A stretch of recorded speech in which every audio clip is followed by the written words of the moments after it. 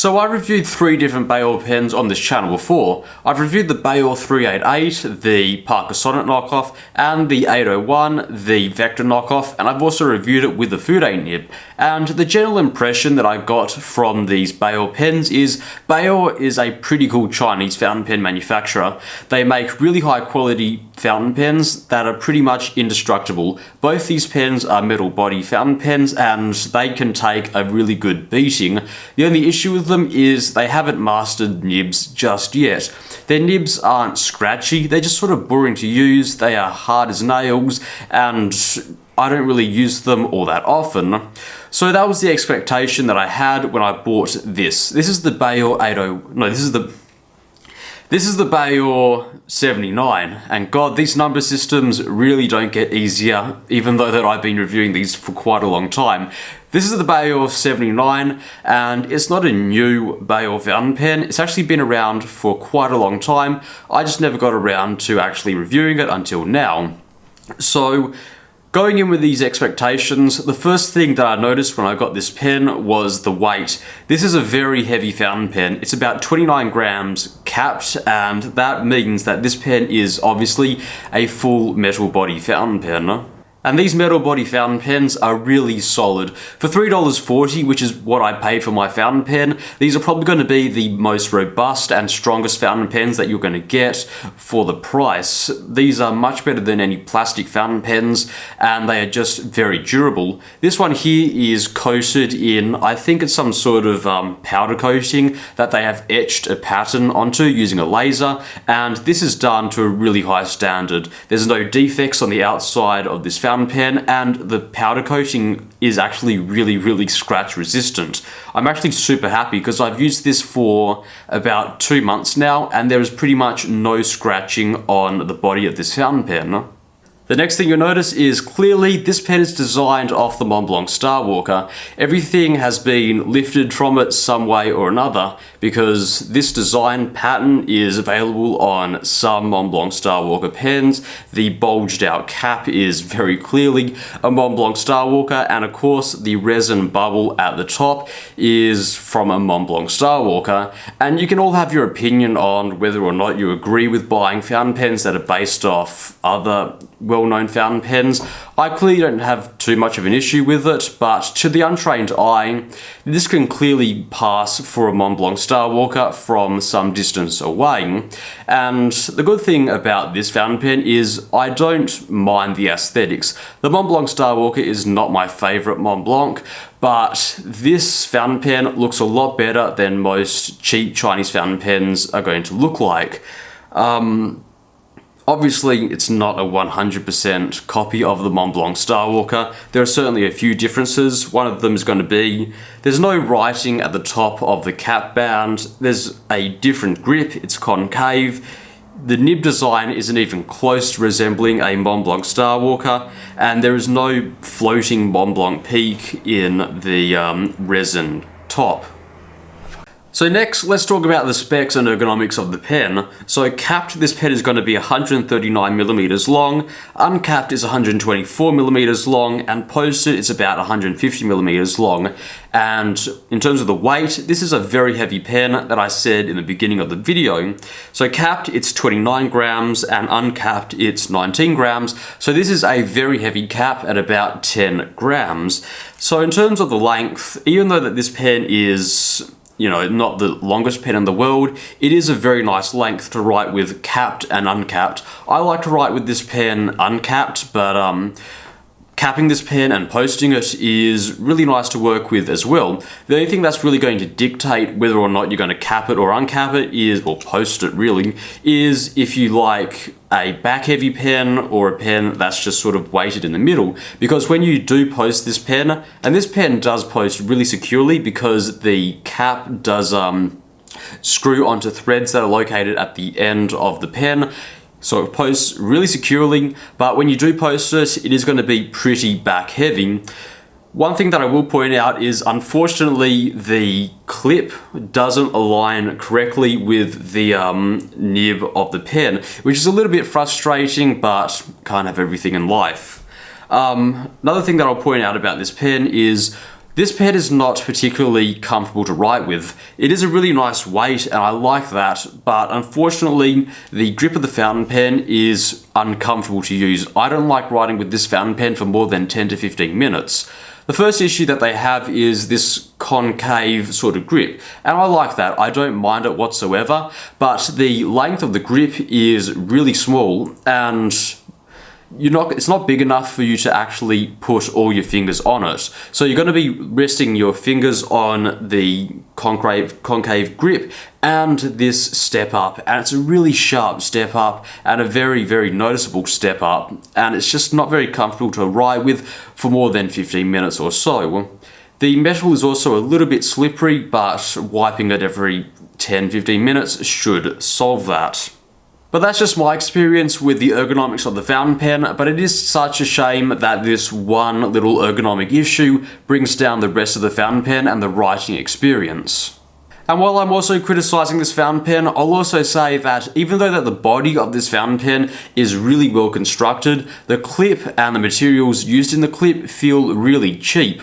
So one thing that I'll point out is whenever you use the clip, it makes this really cheap squeaking noise every time that you use it, and as well as that, the clip can easily move from side to side. And as well as that, the area under the clip has also been scratched because the clip can easily move from side to side, and that means that over the past 2 months when I've been using this fountain pen, the coating has been really scratched away. It's the only bit that has been scratched, but it is pretty noticeable when you use this fountain pen. It's just something that I wish they'd avoided. So unscrewing this fountain pen and taking a look inside, you can see that this fountain pen uses metal threads, and metal threads are always a big thumbs up for me. Even though that you can't eye drop this fountain pen, it means that this pen can take a lot of stress on the threads and not break.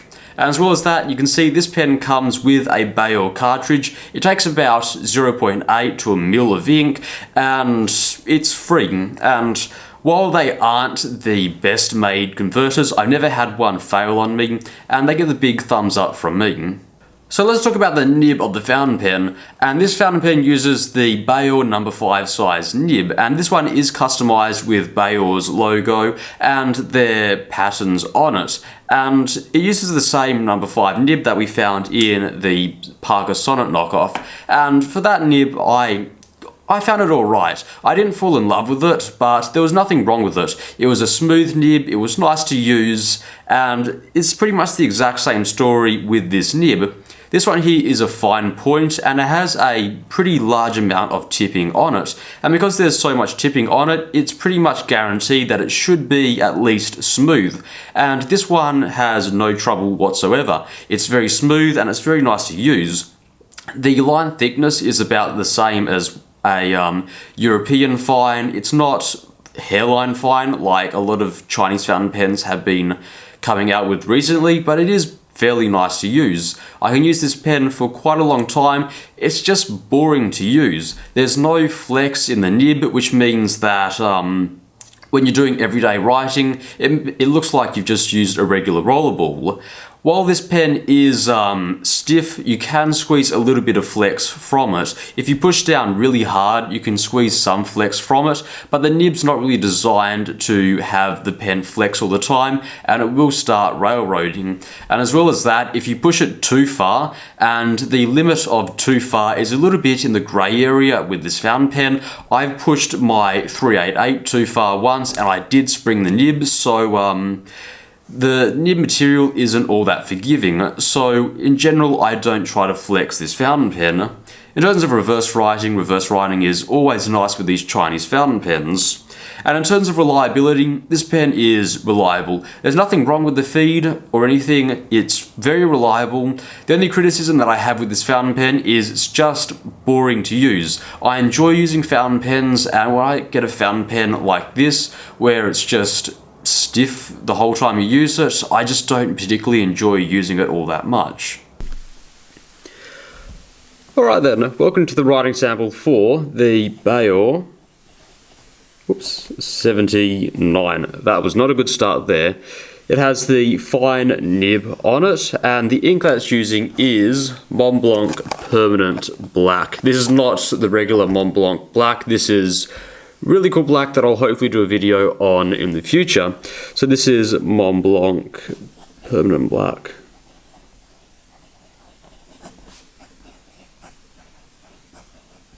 The paper this time is also Rhodia. Let's get into a quick writing sample.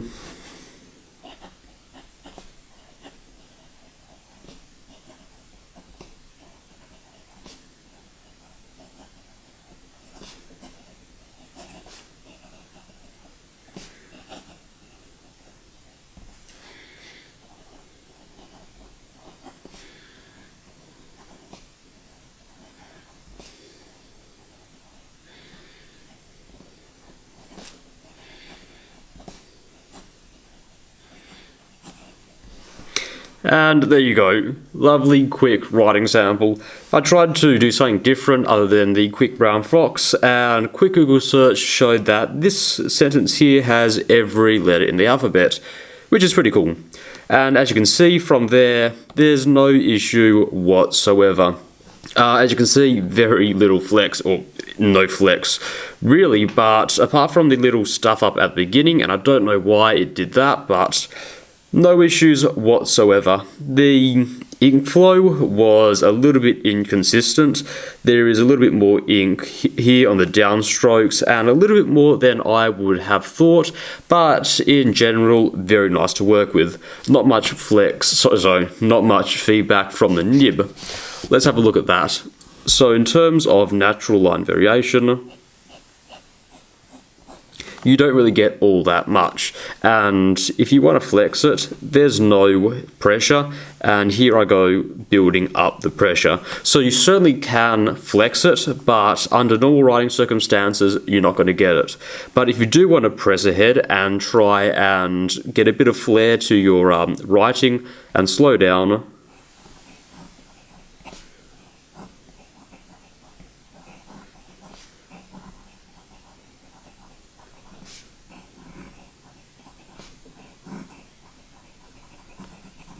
you can certainly squeeze up some line variation. The Montblanc ink that I'm using here is actually pretty wet, so it's not railroading, but when I was using Noodler's Ahab or some food colouring, it certainly was railroading after a little bit. In terms of reverse writing, yeah, most Chinese pens, oddly enough, are really good at reverse writing, and because this is a pretty wet ink, I'm pretty sure we're going to get a pretty above average ink flow, and as you can see, it's pretty wet. In terms of actually being able to keep up with fast writing,